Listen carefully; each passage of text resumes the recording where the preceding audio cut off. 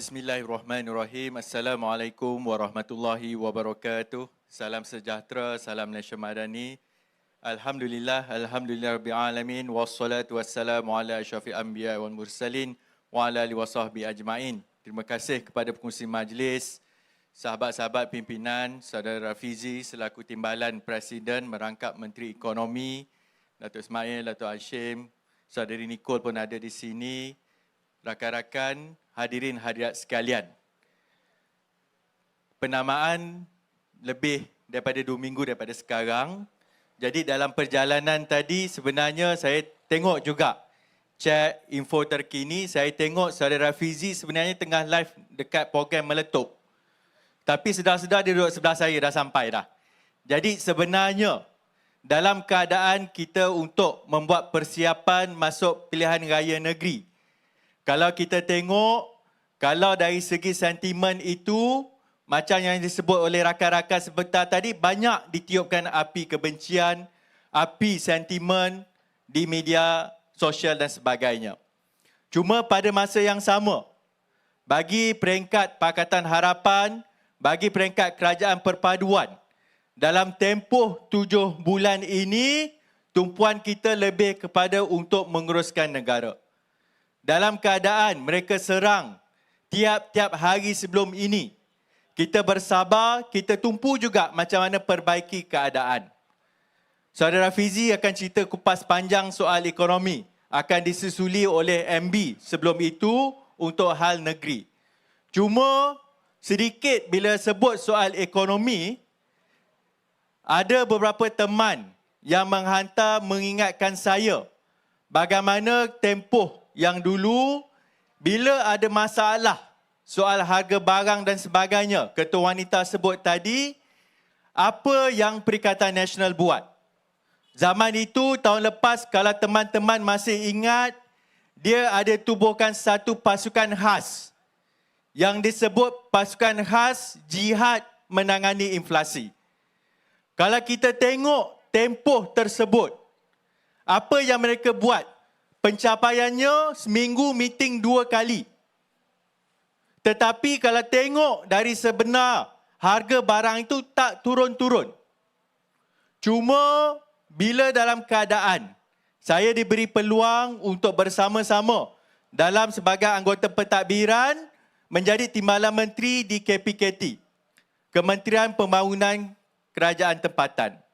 Bila saya masuk, saya minta izin dengan YB Menteri saya nak tengok soal masalah projek rumah sakit dan terbengkalai. Sebab kalau kita tengok dulu, cara mereka untuk uruskan harga barang dan sebagainya banyak menyembang. Tapi bila kita ambil alih, kita tahu, bila saya tengok isu seperti contohnya projek rumah yang sakit dan terbengkalai, beban itu banyak kepada rakyat biasa. Kalau tanya saudara mara, jiran tetangga ataupun kenalan, pasti ada pengalaman pahit silap beli projek rumah. Bila projek itu lambat siap, kita terpaksa bayar bulan-bulan, sedangkan rumah tak masuk, sewa rumah sedia ada masih kena buat. Tetapi kalau kita tengok dari segi kehidupan rakyat, bila sebut kos sara hidup ini, memang kita kena bantu. Jadi sebab itu kalau di peringkat Kementerian KPKT, 7 bulan ini saya akui cerita politik memang saya kurang sangat. Nak cerita politik tadi macam Datuk Hashim tu memang adat resam dia, 3 penggal sebelum ini jadi adun di sini, tapi masih sanggup bersama dengan kita tolak cerita lama untuk menuju masa depan yang lebih baik.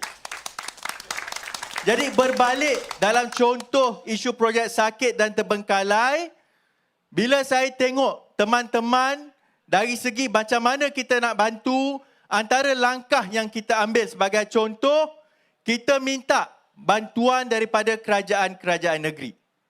Kalau di Negeri Sembilan ini saya boleh sebut, bukan saya nak datang jumpa, mereka nak datang jumpa saya. Saya ingat lagi, YB Teo Kok Siong datang bawa isu sebagai contoh rumah yang bermasalah sebelum ini di Seremban Central, melibatkan agensi Prima. Kita bincang runding dan Alhamdulillah, bulan lepas Rumah Prima Seremban Central kita telah serahkan kunci.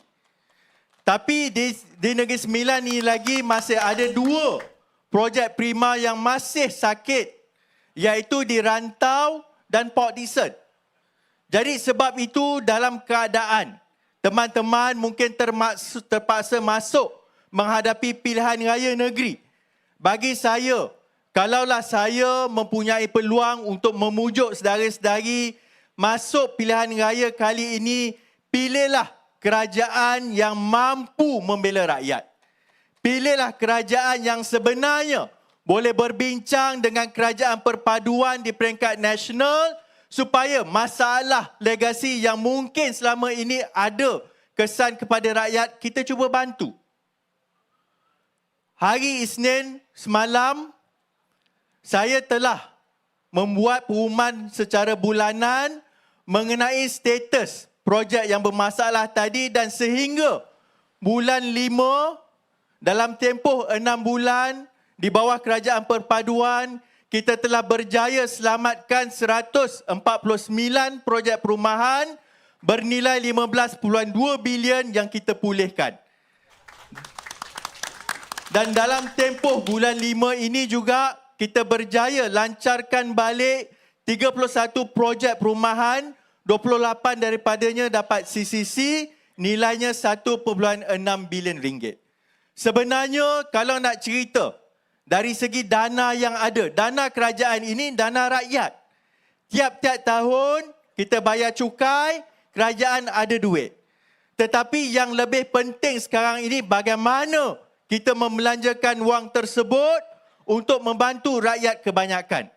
Jadi sebab itu, dalam keadaan kita masuk pilihan raya kali ini, bila saya tengok juga rekod antara KPKT dan juga dengan Kerajaan Negeri Sembilan, di bawah Yang Berhormat Datuk Seri Aminuddin, bila awal tahun ini, bila Kerajaan Perpaduan buat keputusan yang menyebut bahawa untuk tahun 2023, Kerajaan Perpaduan memutuskan bahawa setiap negeri kita akan bagi 1 projek PPR.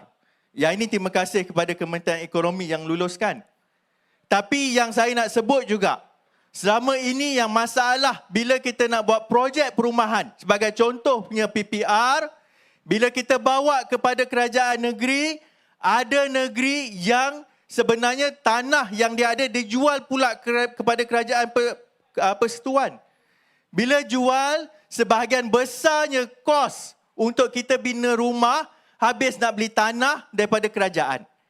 Jadi sebab itu dasar tahun ini, daripada kita dindong-dindong macam tu, kerajaan memutuskan bahawa mana-mana negeri yang bersedia memberikan tanah dengan percuma ataupun secara nominal, kita bagi keutamaan. Apa respon Kerajaan Negeri Sembilan? Apa respon MB Negeri Sembilan? Dalam tempoh 2 minggu, MB datang balik maklumkan kepada KPKT, kami bukan saja nak tawar 1, kita akan bagi 3 tanah untuk bina rumah perumahan rakyat di Negeri Sembilan. Cuma Menteri Besar, kita dah janji untuk bagi 1 negeri 1 PPR tahun ini, kita selesaikan 1 dulu.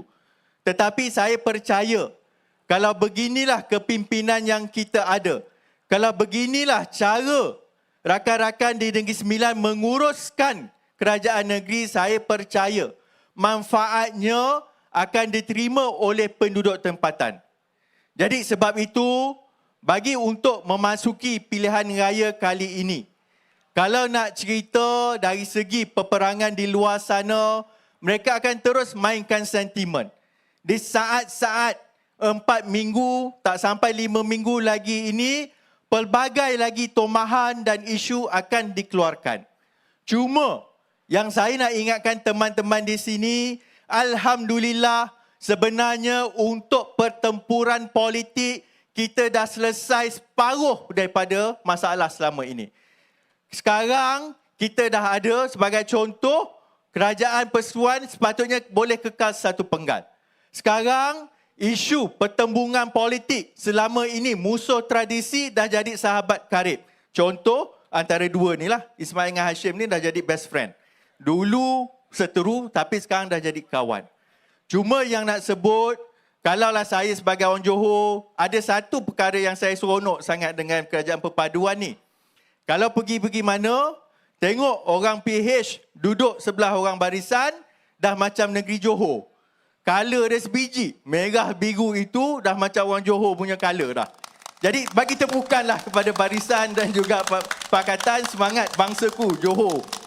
Jadi sebab itu, untuk sebenarnya isu politik kita dah selesai.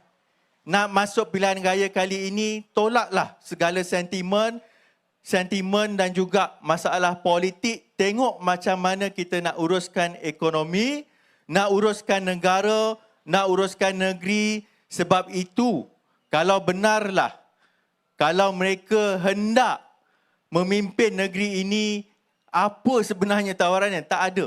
Kalau kita lihat, track record yang ada di Negeri Sembilan ini sangat baik. Jadi sebab itu bagi saya, gunalah kesempatan ini, bantu bukan sahaja Negeri Sembilan, bantu negara ini pulih daripada kemelut politik yang berpanjangan, pulih daripada masalah ekonomi selama ini. InsyaAllah, saya percaya benar 12 Ogos nanti kita akan ada kerajaan baru, iaitu Kerajaan Perpaduan Pakatan Harapan Barisan Nasional. Sekian, terima kasih. Assalamualaikum warahmatullahi wabarakatuh.